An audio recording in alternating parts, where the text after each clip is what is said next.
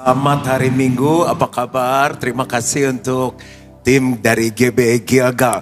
Berapa banyak yang siap untuk belajar firman Tuhan? Bolehkah kita sambut firman Tuhan dengan tepuk tangan yang paling meriah? Dan sorakan haleluya.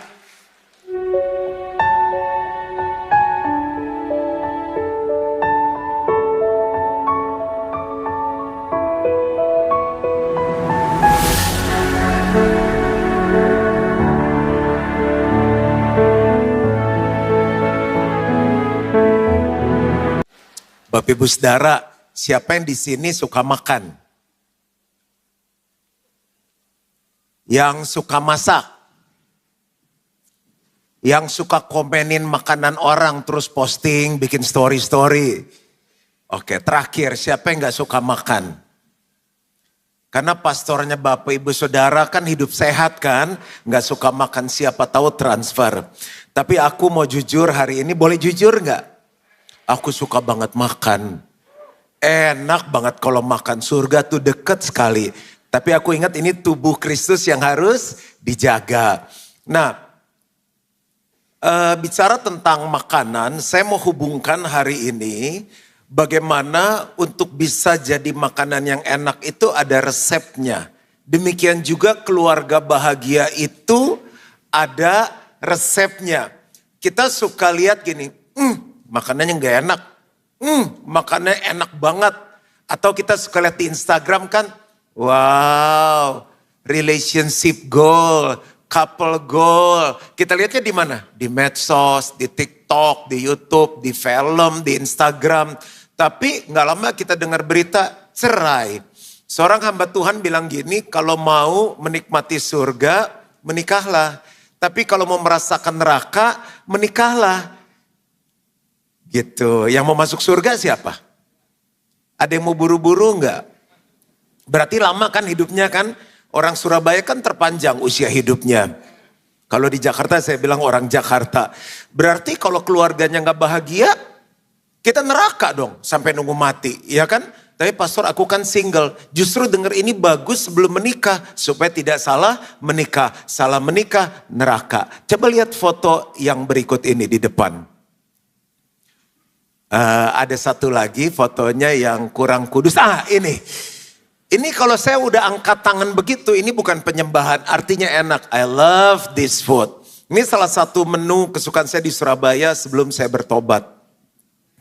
Karena kalau makan ini mesti pakai nasi. Diaduk, enak.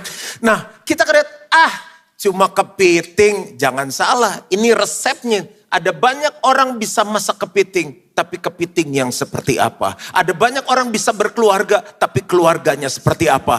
Goal kita, semua keluarga di GSJS ngalami surga di dalam keluarganya. Cukup pembukaannya. Nah, saya kasih judul khotbah Family Recipes, ada foto di depan. Ini istriku Lucia Mogi. Nanti minggu depan kita akan ngajar retreat keluarga. Usul saya yang memang niat pengen ngalami surga dalam keluarganya segera daftar karena tempat sangat terbatas. Anakku satu Carissa Mogi, lalu yang laki namanya Snoopy Mogi yang putih. Langsung aja, tapi ini saya tanya dulu, bener nih pengen punya keluarga bahagia? Ya, saya ini udah single parents, nggak terlambat kan masih ada anak kita. Saya udah opa-oma, loh kan masih punya anak sama cucu. Loh kan masih banyak di Surabaya yang keluarganya belum bahagia. Dan mereka satu tahunya, kalau mau belajar keluarga bahagia harus datang ke GSJS Pakuan Mall. Makasih tante yang di belakang untuk supportnya. Aku masih 5 kali khotbah lagi. Yang pertama adalah bahan yang baik. Jadi kalau mau punya keluarga yang bahagia, makanan yang enak, resepnya mesti bahannya yang baik. Nah, chefnya mau hebat, restorannya mau keren, menunya bagus, harganya mahal. Tapi kalau bahannya nggak fresh kan ora iso. Nggak bisa. Papa saya punya 2 karunia. Karunia membedakan roh dan karunia membedakan ikan. Karena dia kan dari Manado. Jadi kalau saya ngajak makan dia menu ikan harus hati-hati. Dia diem, "Pah kenapa?" Enak katanya. "Pah kenapa?" "Kurang fresh." "Pah gimana?" "Enak banget, ini pasti ikan hidup." "Pah semua ikannya dimasak itu sudah mayat, sudah mati. Enggak, ini langsung katanya dari akuarium tuh diambil. Oh gitu, ya udahlah saya kagak ngerti ikan. Saya pun kadang kalau udah agak rusak saya nggak tahu. Sayang, kamu makan ya makanan ini, itu udah agak bau. Oh saya nggak tahu, udah di perut, tapi Tuhan lindungi. Makanya penting berdoa sebelum makan. Nah kalau keluarga, apa yang penting? Banyak hal bahannya. Mau pestanya biayanya 7 miliar, di hotel bintang 5, mau pakai mobil mewah, bajunya keren. Saya ambil satu aja ya kan, bahan kan banyak. Ada ikan, daging, ada tomat, ada cabai. Saya ambil satu, hati yang bersih. Coba semuanya bilang hati. Nikah kan masalah hati, ya enggak? Makanya kalau dekor-dekor nikah kan lambangnya hati, bukan tengkorak. Kenapa? Itu adalah cinta. Terus suami istri nikah punya anak namanya apa? Buah hati. Bahasa Inggrisnya apa? Fruit heart. Kalau udah deket tuh sama Gezes enak, bisa apa adanya. Aduh, hati ya. Kalau udah nggak beres, itu pernikahan mau gimana pun nggak akan bahagia. Makanya kenapa sebelum nikah harus ikut pranikah. Aduh, saya udah terlambat, anak udah 3 pastor. Ikut nanti begin again, nggak ada yang terlambat. Di situ kita bisa tahu, contoh ya. Itu ada 3 akar dalam pernikahan yang harus dibereskan dalam hidup seseorang. Misalnya akar cinta uang. Apa-apa diukurnya sama uang. Udah kaya pelitnya masih setengah mati. Jadi belum kaya pelit, udah kaya pelit. Itu nikah sama orang gitu stres. Semuanya diukur sama uang. You know, time is money gitu. Sebetulnya time is God. Waktu itu punyanya Tuhan. Apalagi akar percabulan, akar perzinahan. Istrinya cantik, tapi gak pernah bisa lihat yang betina, gak tahan. Kucing betina pun, Pak itu kucing, iya tapi cewek. Nah, lalu apalagi akar kepahitan, kemarahan, dendam, gak bisa mengampuni. Akar ini kalau gak dicabut sebelum menikah, mau keren, mau ganteng, mau pinter, pasti masalah dalam pernikahan.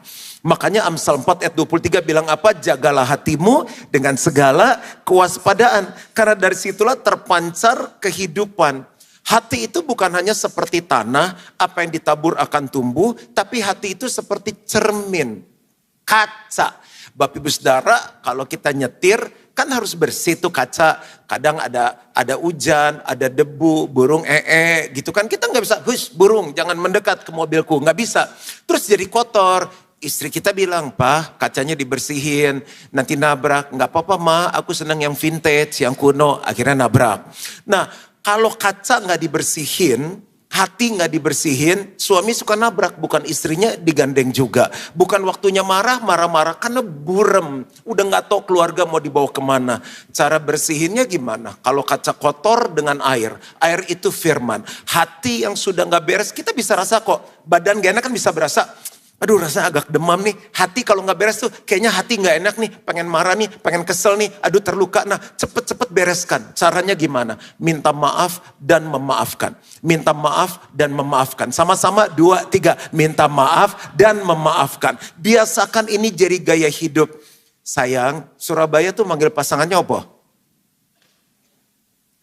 Kita bikin deal kalau pendetanya tanya, jemaatnya menjawab. Setuju? Di Surabaya manggil pasangannya apa? Sama, sayang. Oh, oke, hati-hati loh. Karena kalau manggil sayang, ntar 5 cewek nengok. Sayang, aku minta maaf. Bapak-bapak jawabannya apa? Nggak boleh. Iya sayang, aku maafin kamu. Jangan sembari lihat handphone. Lihat matanya sayang, aku minta maaf. Dia harus lihat gini. Iya, aku maafin kamu. Nah gitu. Kalau minta maaf sama orang tua gini. Pak, aku minta maaf. Iya nak. Papa maafin kamu. Pemulihan terjadi, kaca bersih. Orang tua di Surabaya minta maaf sama anak gak? Serius?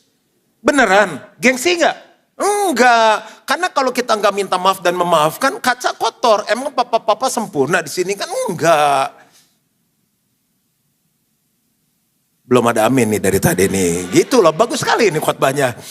Jadi bahan tuh harus bagus. Minta maaf dan memaafkan. Yang kedua, jaga dengan firman. Mazmur 119 ayat 11, dalam hatiku aku menyimpan janjimu supaya aku jangan berdosa terhadap engkau. Firman tuh kayak filter. Jadi setiap kali kita mau melakukan sesuatu, firman ngajarin gini. Contoh, Ibu-ibu kalau misalnya suaminya ekonomi susah, ya kan kita juga perlu dong sekolahin anak, masak, ya kan. Masa ngasihnya 100.000 pokoknya masak rendang, nasi pecel, ayam goreng, kan nggak bisa. Kaki ayam aja nggak dapat beli 10.000, sekolahin anak, bayar les, bayar listrik, genteng bocor.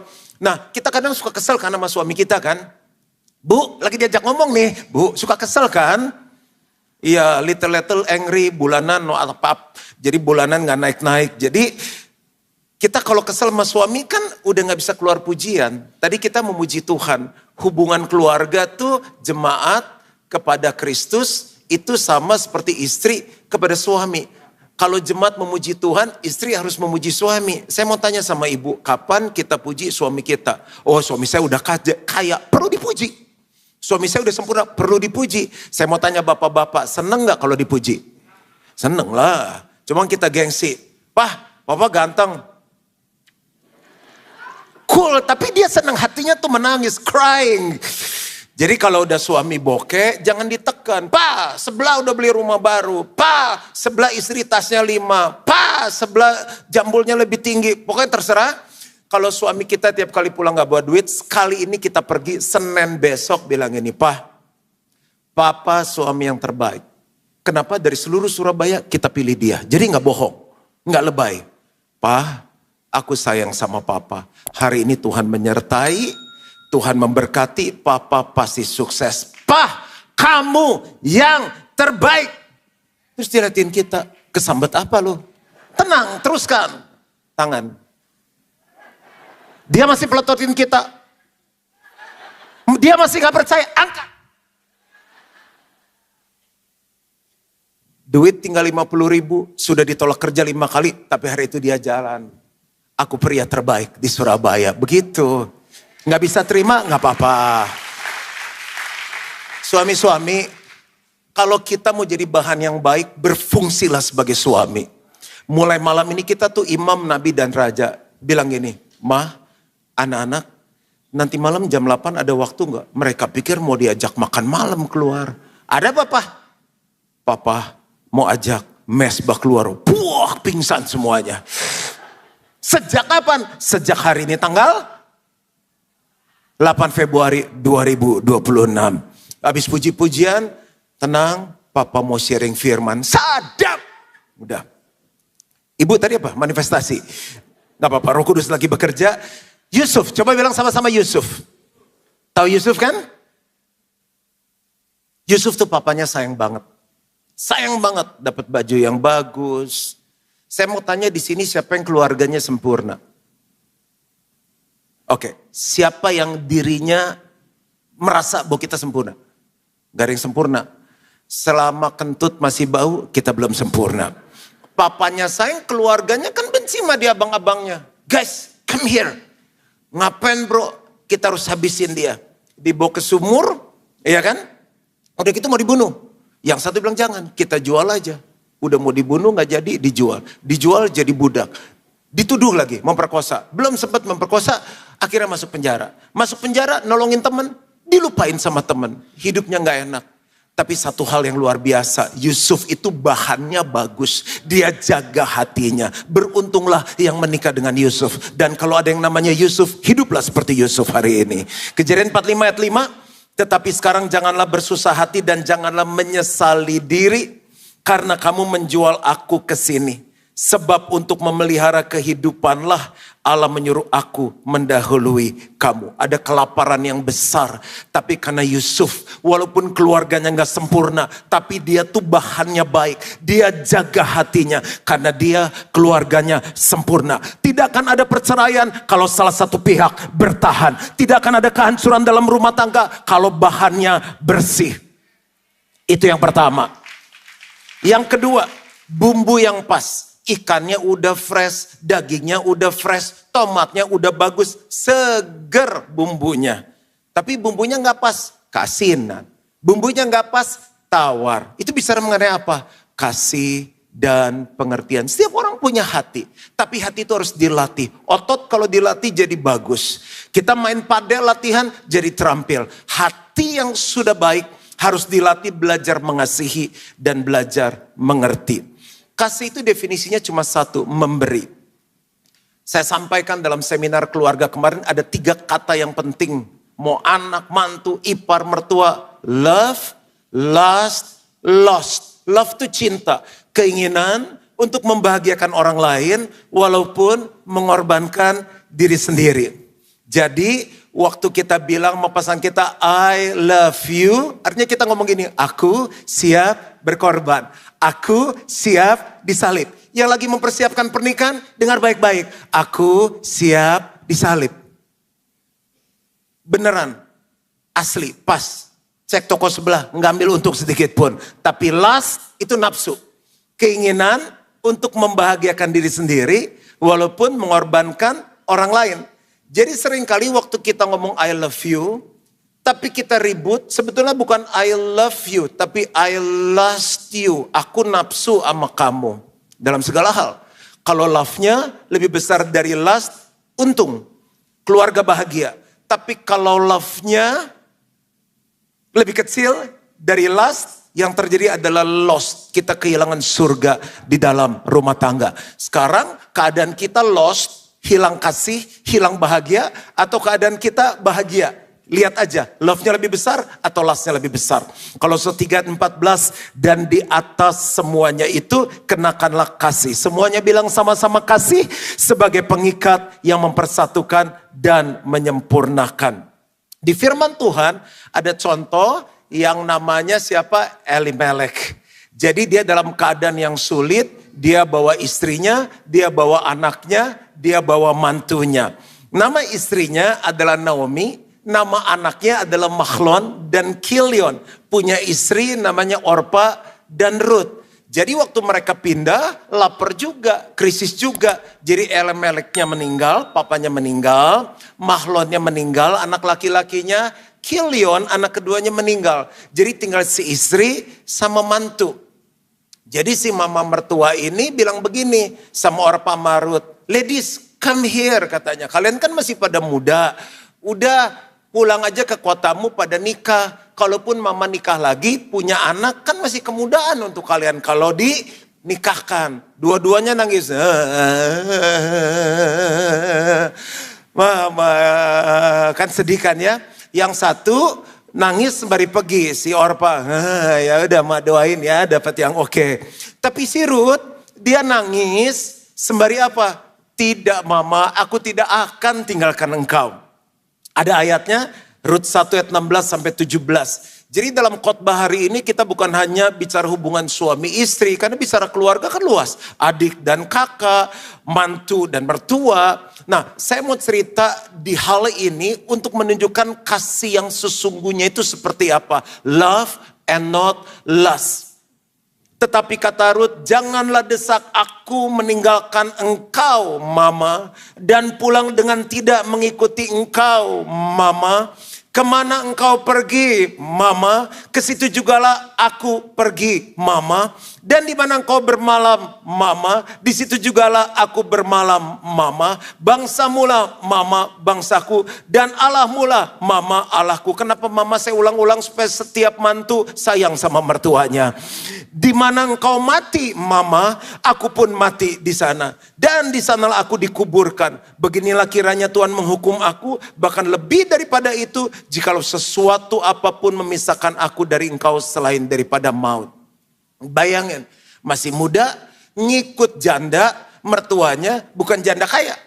Kenapa bukan janda kaya? Karena untuk makan, mantunya itu harus ngikutin orang, mungutin jelai, sisa-sisa diambil supaya bisa makan. Pokoknya dia bilang hidup sama-sama, mati sama-sama. Ini yang namanya I love you dan bukan I lost you. Kita bilang, aduh madesu dong nih kalau keluar kayak gini. Hei, jangan salah. Kalau ada kasih dan pengertian, di situ ada kemenangan dan kemuliaan Tuhan. Nah, yang terjadi apa? Singkat kata, dia ketemu sama Boas, pemilik dari pertanian itu. Dan Boas itu adalah konglomerat, no play-play. Bukan kaleng-kaleng. Yang terjadi adalah mereka menikah. Lihat, Karena ada satu pribadi di dalam keluarga yang punya hati.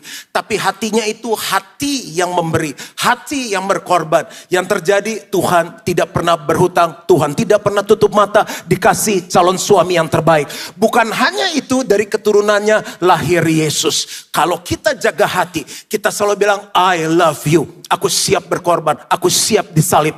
Keluargamu bukan hanya diberkati, tapi keluargamu akan jadi berkat bagi banyak orang. Tepuk tangan untuk Tuhan kita yang luar biasa. Jadi sekarang kita kalau ngomong I love you mikir, iya ya, kalau I love you kan, aduh ntar gue nikah sama dia asik juga nih, dimasakin, dipijitin, dikilikin. Begitu ngomong I love you, aku siap disalib. Dan setiap istri yang sudah ngalamin ini katakan, setiap suami yang udah merasakan salib dalam rumah tangga katakan, udah marah. Oke, gak apa-apa. Yang ketiga, saya kurangin poinnya. Api yang tepat. Itu bisa mengenai apa? Kesabaran dan pengendalian diri. Saya punya opa sama oma. Mereka buka restoran sama toko kelontong.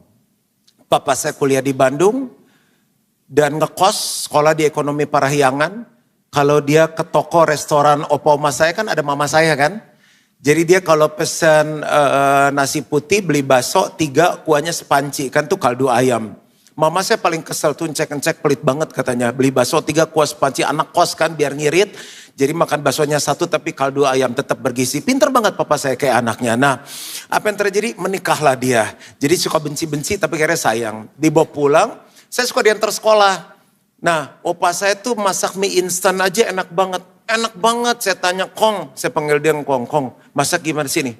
Dia buka kulkas, dia ambil mangkok, jadi itu mie instannya udah jadi, kayak mie goreng gitu. Terus dia ambil 1 sendok, Kong itu apa? Ini namanya minyak babi katanya.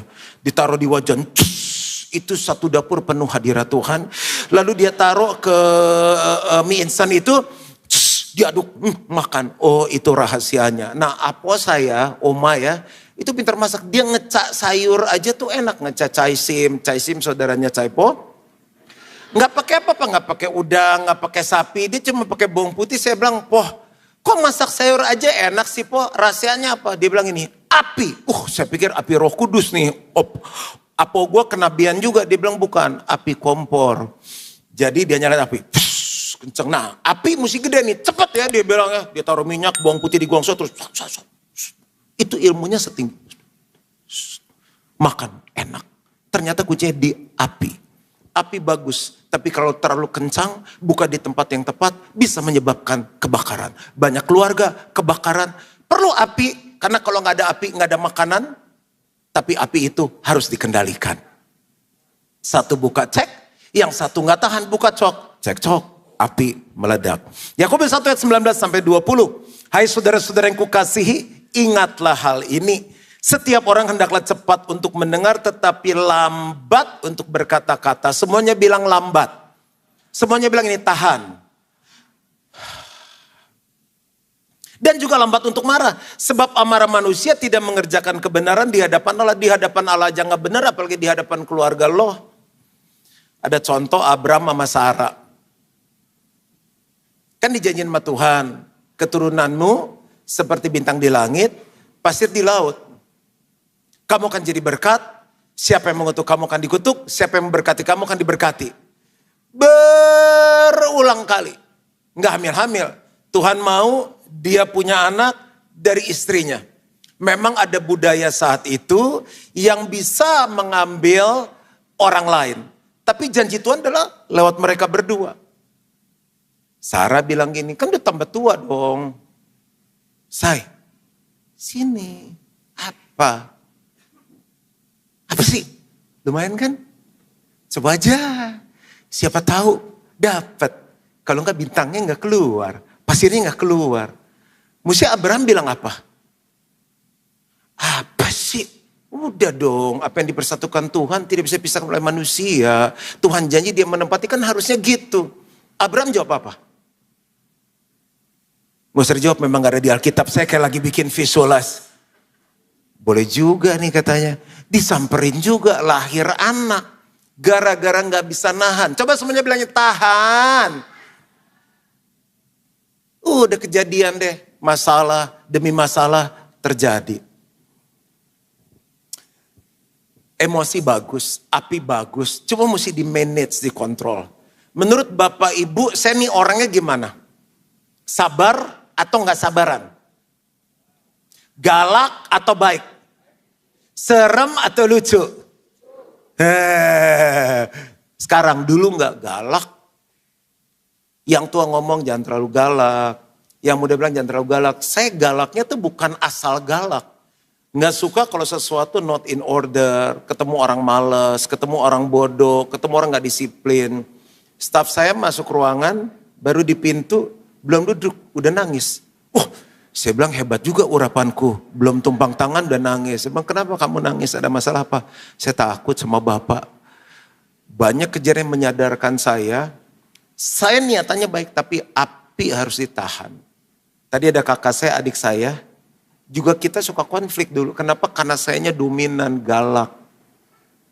Sekarang ketemu lebih banyak santai, bercanda-bercanda. Tahu nggak? Saya kasih tips ya, kalau orang Surabaya galak nggak sih? Tadinya pengen langsung ini, cuma kan nggak enak kan. Orang Surabaya galak nggak? Kasar nggak? Jadi sumber masalah nggak? Belajar senyum deh. Yuk sama-sama 1, 2, 3. Oke. Sekarang dari hati benar-benar. Bukan karena terpaksa. 1, 2, 3. Oke. Sekarang lihat keluarganya di sebelah. Yang bukan istrinya jangan disenyumin. 1, 2, 3. Ternyata senyum itu menolong kita meredakan api. Udah mau marah nih coba ya. Setan loh.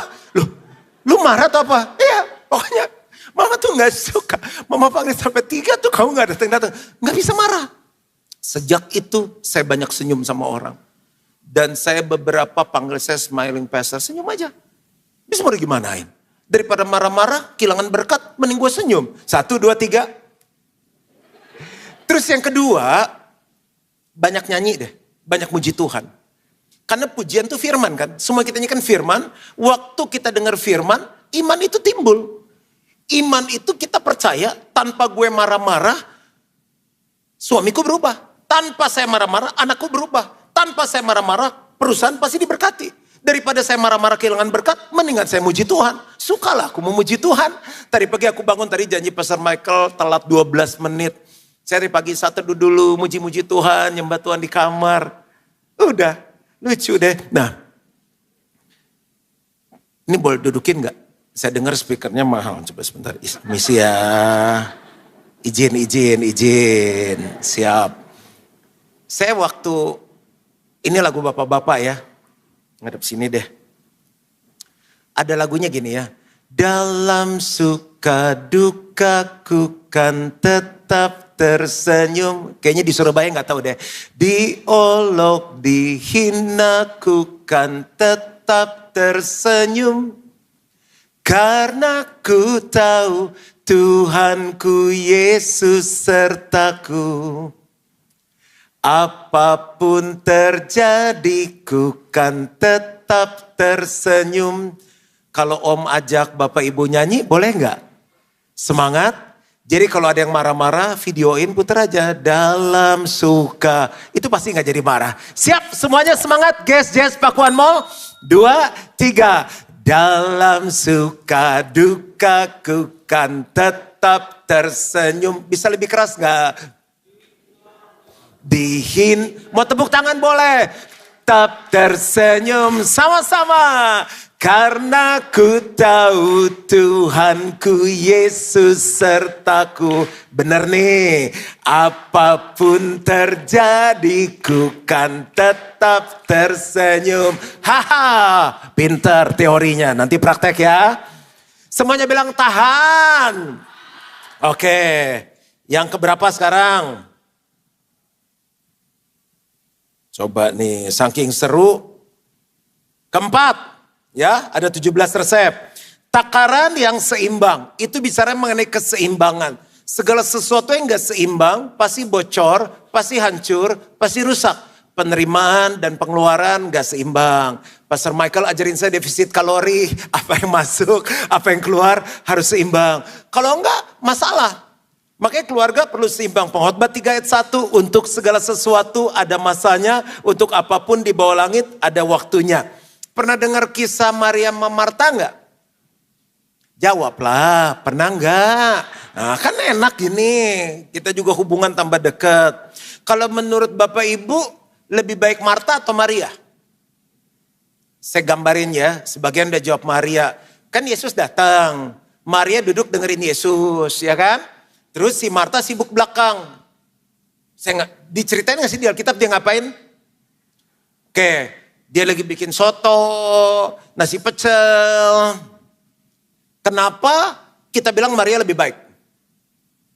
Yesus ngomong kan, Maria, kan Marta komen Tuhan tuh kasih tuh si Maria tuh dia. Aku sibuk deh gak bantuin. Marta kata Tuhan, kamu sibuk dengan banyak perkara. Tapi hanya ada satu hal saja yang perlu. Maria telah melakukan yang terbaik yang tidak akan pernah diambil daripadanya. Menurut saya dua-duanya ada baiknya. Tuhan Yesus gak bilang Marta salah loh, saya baca. Bayangin ya kalau semua orang duduk dengerin Yesus, tiba jam makan siang. Tuhan Yesus kan gini, kenapa Tuhan Yesus? Asam lambung, ada makanan gak ya? Kan gak ada Grab dulu. Tapi kalau semuanya sibuk, bikin ketoprak, bikin nasi pecel, bikin es degan semuanya. Siapa yang dengerin Yesus? Kalau kita sibuk dan gak pernah dengerin Yesus, bingung. Emas naik, saham turun, keluarga ribut. Kerja harus, dekat sama Tuhan harus. Itu namanya keseimbangan. Kenapa keluarga gak bahagia? Simple, karena gak seimbang. Ada waktunya kerja, ada waktunya bersama. Ada waktunya pelayanan, ada waktunya istirahat. Ada waktunya serius, ada waktunya sukacita. Pak, aku ulangan dapat 10. Pak, aku diterima kuliah. Pak, aku udah ada pacar. Dia bilang, ini papa atau sapi? Baru terakhir, Pak, aku hamil. Belajarlah bercanda. Om, Pak, belajar bercanda. Ibu-ibu suka suami yang serius atau yang ada humor juga?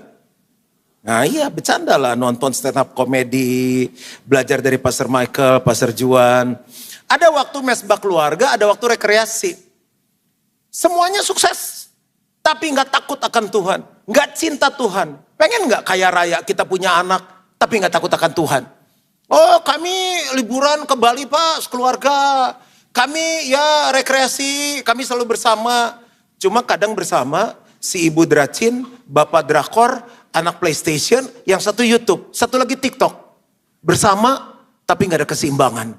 Main fun sekali. Gak pernah ribut. Tapi gak pernah doa bareng. Itu gak bisa melahirkan keluarga yang bahagia.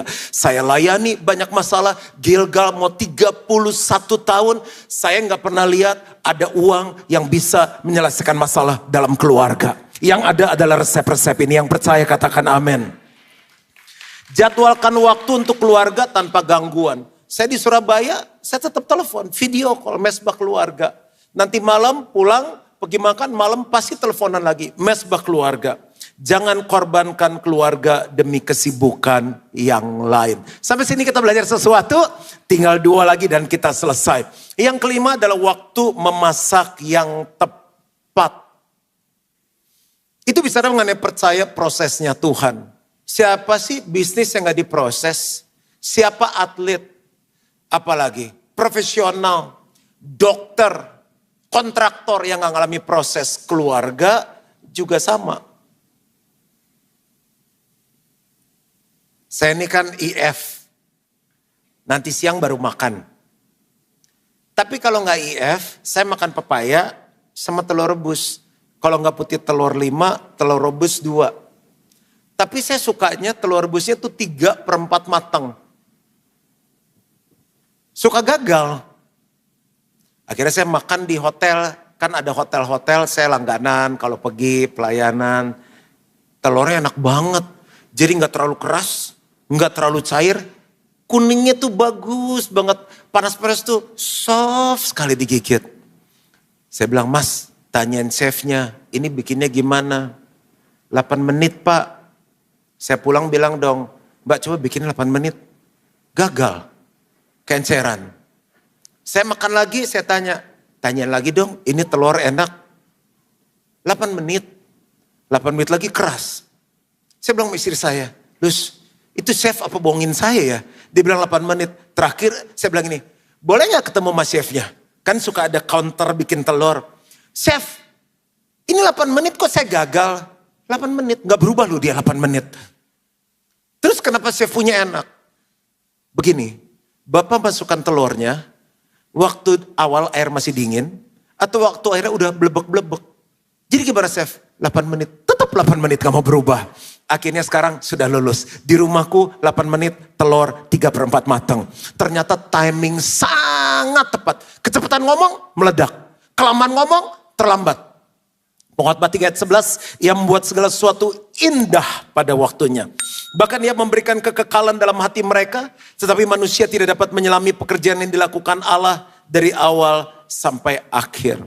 Di Alkitab ada Hana. Hana itu pengen anak kan? Dia doa Tuhan anak. Tuhan anak. Nggak dapat-dapat. Mungkin ya, mungkin kan di Bait Allah pasti banyak orang lihat.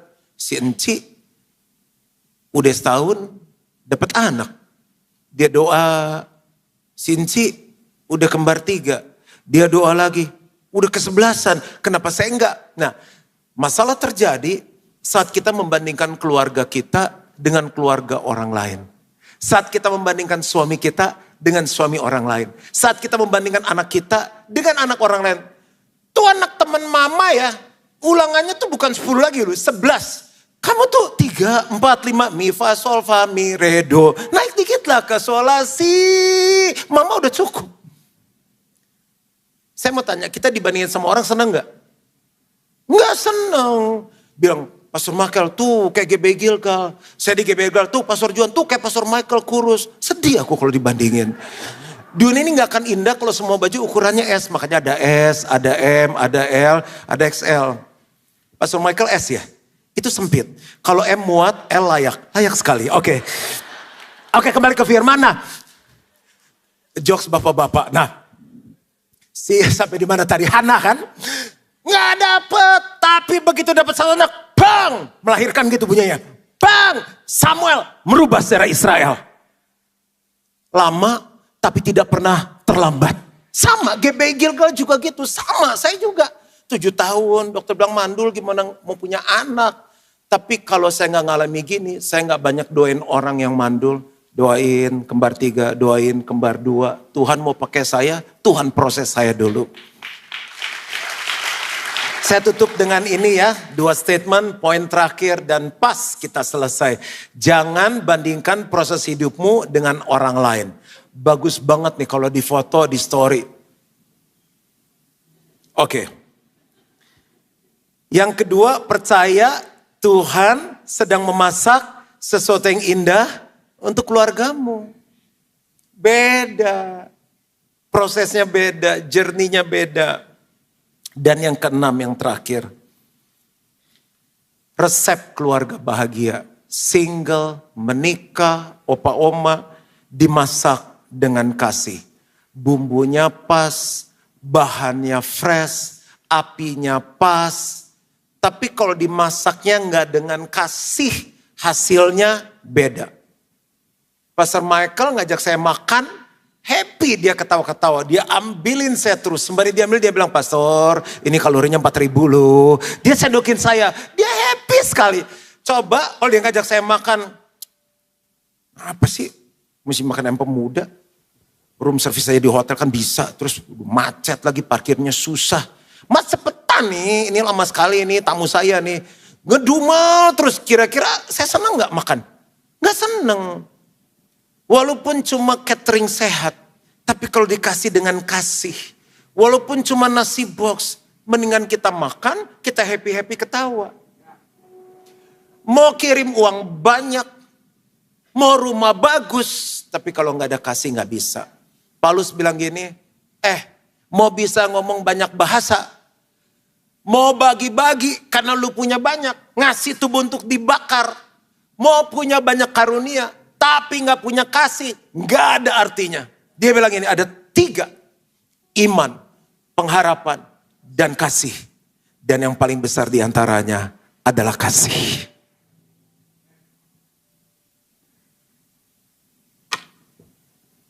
Kalau keluarga gak bahagia, yang mereka perlu kasih Tuhan. Allah adalah kasih. Kalau kita punya Yesus dalam hidup kita, izin. Kita punya stok. Gak kuat pastor datang sama kasih itu. Karena dia sumber, gak akan pernah habis.